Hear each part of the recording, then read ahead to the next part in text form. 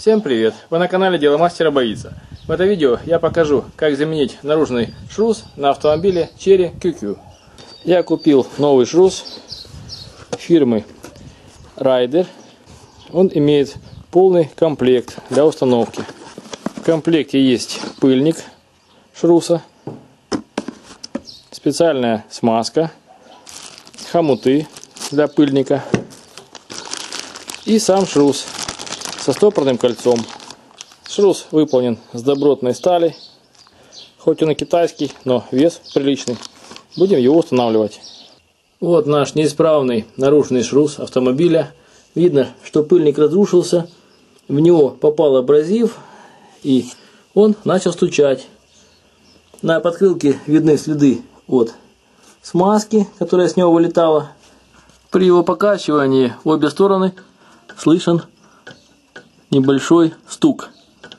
А с другой стороны, справа, шрус как копанный. И еще замене не подлежит. Пыльник целый, значит можно о нем не беспокоиться. Перед снятием левой полуоси необходимо слить трансмиссионное масло из коробки передач. Головкой на 10 откручиваем защиту картера двигателя.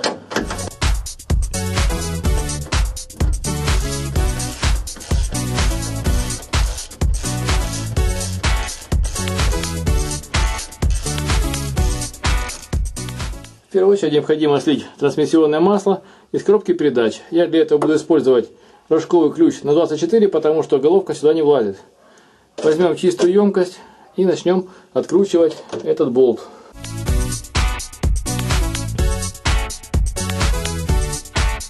Здесь под низом есть медное кольцо, как в большинстве автомобилей. Старайтесь его не потерять.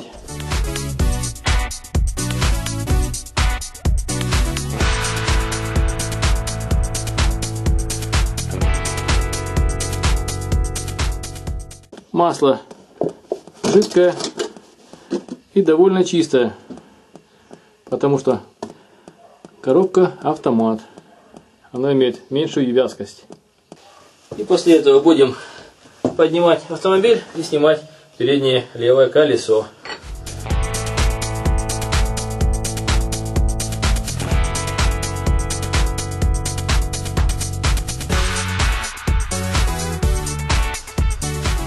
После этого, не снимая колеса, необходимо открутить гайку ступицы. Обычно резьба везде левосторонняя, но я воспользуюсь запасной гайкой и проверю, в какую сторону резьба.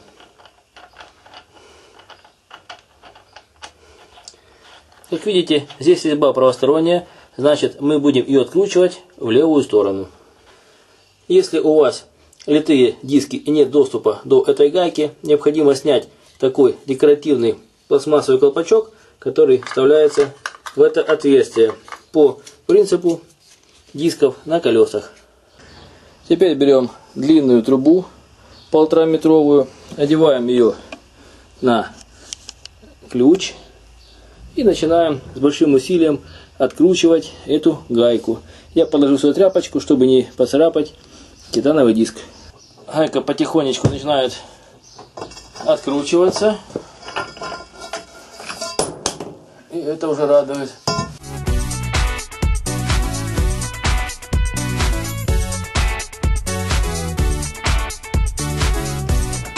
Вот оно сорвано. Теперь можно поднакрачивать колесо и снимать его.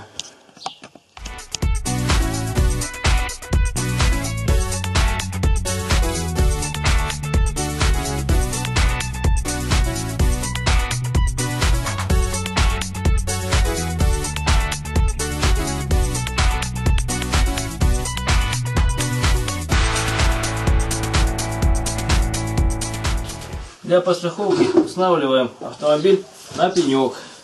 Можно использовать любую подставку, какая у вас есть.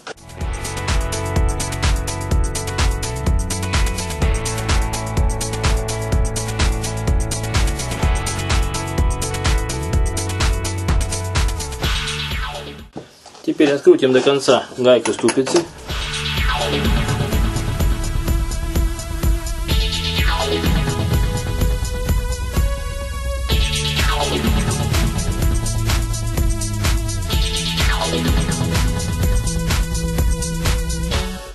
видите, она была запрессована по ободу с 3 сторон. Под ней находится фиксаторная шайба. Стараемся ее не потерять. Теперь необходимо контргаять эту гайку рулевой тяги.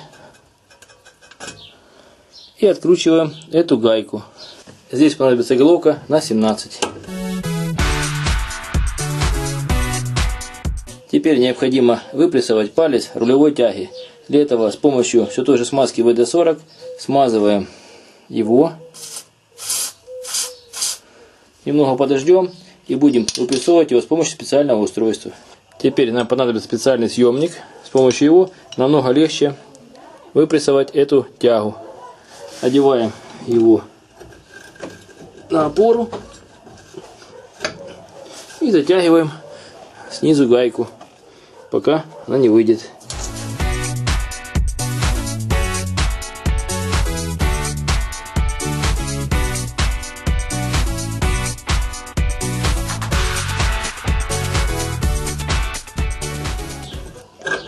И вот рулевая тяга вышла со своего разъема. И после этого необходимо открутить 2 болта крепления кулисы к передней стойке. Я тоже предварительно их смажу с помощью смазки ВД-40. Немного подождем и начнем раскручивать. Здесь понадобится головка на 18.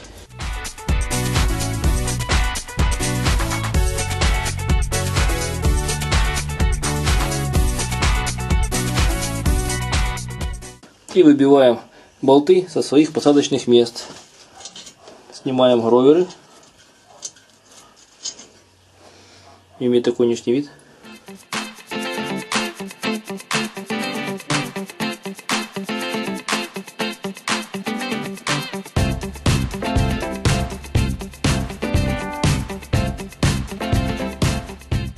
И после этого выдвигаем ее на себя. Будем снимать левую полуось.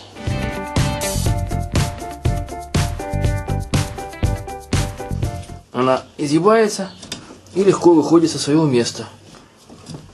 Стараемся не порвать шланги.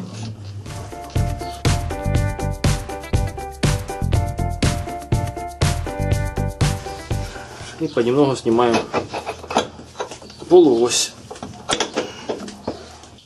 И после этого вынимаем полуось из коробки передач. Вот видно, что внутренняя граната шрус еще нормальная, а наружная вся разрушена. Будем цокотит, тарахтит, будем ее менять. Теперь необходимо снять старый шрус. Для этого отжимаем хомуты на пыльнике. Они здесь одноразовые, поэтому больше не пригодятся.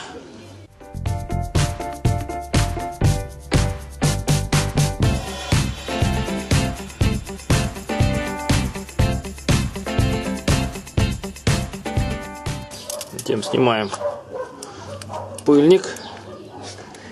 И вот, как видите, шрус, который полностью разбит. Необходимо его сбить. И после этого начнем устанавливать новый. Берем молоток и боковыми ударами выбиваем его из оси.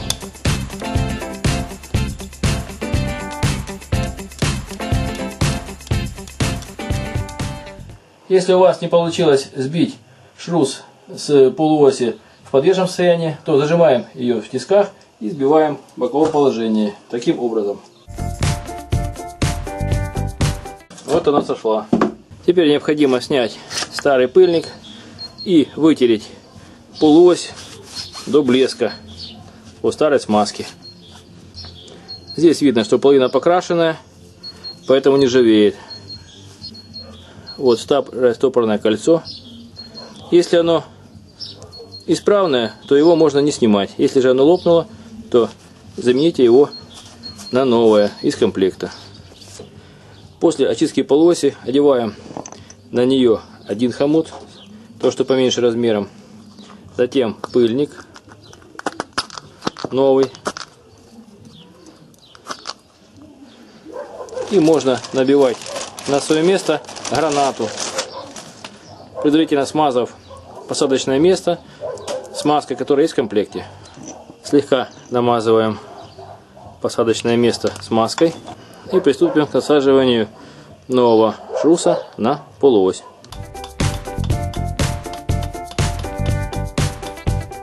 Вот видно, что он зафиксировался и обратно уже не выходит. Теперь берем смазку, которая прилагается в комплекте, и набиваем полностью все соединения шруса и полости, чтобы не было пустот, и он легко крутился в своем месте.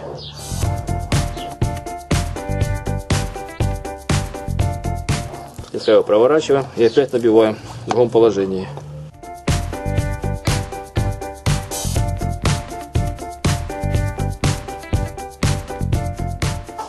Вот уже он стал работать намного мягче, за счет того, что там есть смазка. Теперь еще набиваем смазку по всему периметру пыльника. Она будет запасной в случае вытекания этой. Этого тюбика вполне хватит для одного шруса.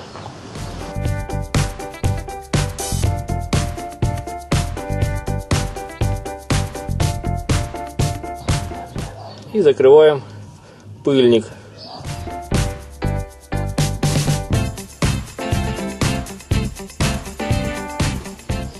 Здесь есть такая канавка, на которой будет держаться внутренняя часть этого пыльника.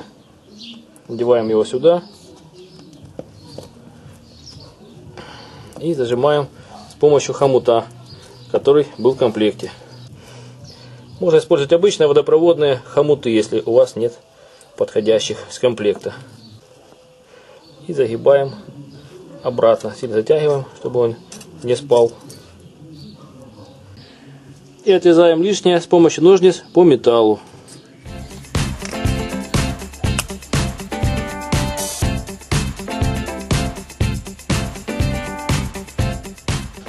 Вот шрус собран, и можно ставить его на свое место в машину. Перед установкой внутреннего шруса на свое место смажем его все той же смазкой для легкости установки стопорного кольца. Вставляем шрус в коробку передач на свое место. Там стопорное кольцо, стараемся, чтобы оно зашло и зафиксировалось. Загибаем его вниз и заводим ступицу. Вот шрус установлен, и можно фиксировать болты стойки. С помощью молотка подстукиваем на место ступицу и закручиваем болты крепления ступицы передней стойки.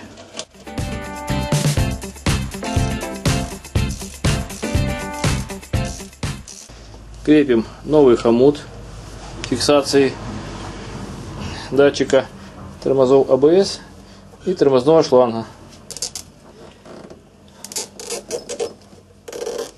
Теперь намазываем палец рулевой тяги с помощью все той же смазки для шрусов.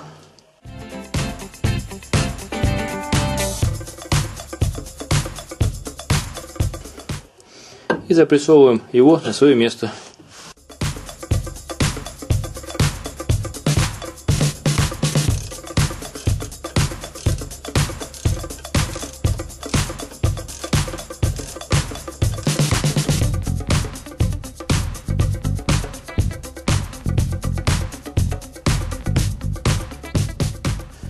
И наживляем на свое место гайку ступицы, подложив регулировочную шайбу.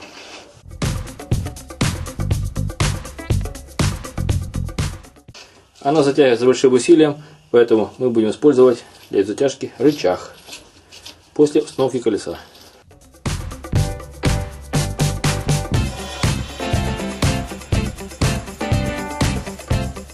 Опускаем машину и затягиваем с большим усилием гайку ступицы.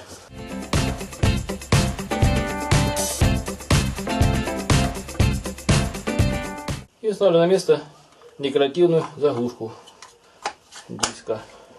Все. После замены шруса не забудьте залить на место трансмиссионное масло в коробку передач, иначе она полетит. Для заливки масла в коробку передач я использую такую обычную пищевую лейку и небольшой резиновый шланг, который заходит в наливное отверстие коробки передач. Он находится там внизу. Заливаем в нее масло, и оно поступает в заливное отверстие коробки передач. Вот шланг вставлен в заливное отверстие коробки передач. Она уже наполнена. Вынимаем шланг и закручиваем на место пробку заливного отверстия. Она имеет такой же внешний вид, как и пробка сливного отверстия. И вот, наружный шлюз поменен. Осталось выехать на дорогу и проверить, как машина ведет себя на поворотах, не хрустит ли новый шлюз. Вы посмотрели видео о том, как своими руками заменить наружный шлюз на автомобиле Chery QQ. Пишите свои замечания, комментарии, ставьте лайки, подписывайтесь на наш канал. Будьте с нами. Всем пока.